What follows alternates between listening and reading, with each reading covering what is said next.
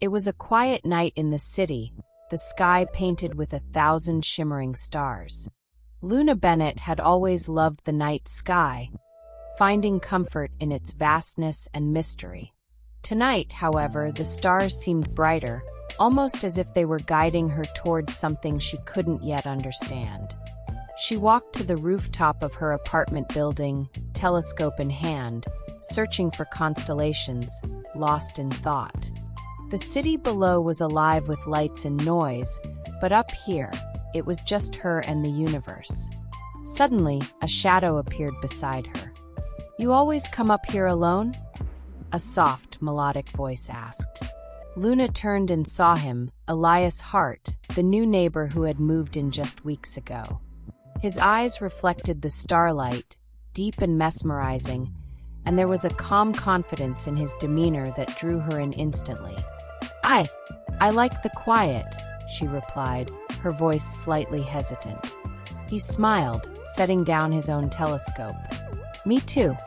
There's something about the stars, they make everything else seem small, temporary." For the next hour, they watched the night sky together, pointing out constellations, sharing childhood stories about how they had first learned about planets, stars, and galaxies. Luna found herself opening up in ways she hadn't with anyone in years. There was a connection, subtle yet undeniable, like two souls recognizing each other across space and time. Weeks passed, and Luna and Elias spent countless nights on that rooftop. Conversations turned into laughter, laughter into shared secrets, and secrets into feelings neither could ignore.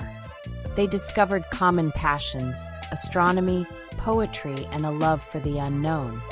One evening, during a meteor shower, Elias turned to Luna with a look she would never forget. "Do you believe in fate?" he asked. Luna tilted her head, unsure. I don't know. I want to." "Why?" "Because," he said softly, taking her hand, "I think some people are meant to meet, no matter where they come from or how far apart they are.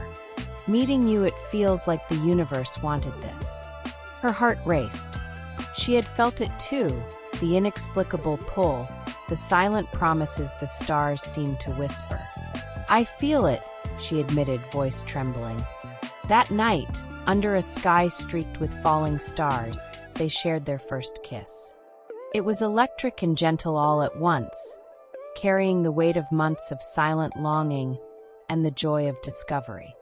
The universe above them seemed to hold its breath, as if witnessing the birth of a love that was written among the stars.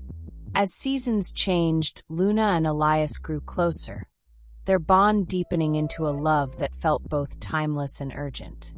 They spent days exploring the city, nights tracing constellations, and weekends traveling to dark-sky parks, seeking the perfect view of the Milky Way. One particularly clear night, Elias surprised Luna.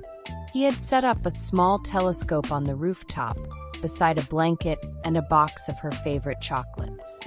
"I have something to show you," he said, his eyes shining with anticipation. Through the lens, Luna gasped. A comet was streaking across the sky, its tail blazing brilliantly. But more than the comet, there was a message etched into the telescope mount.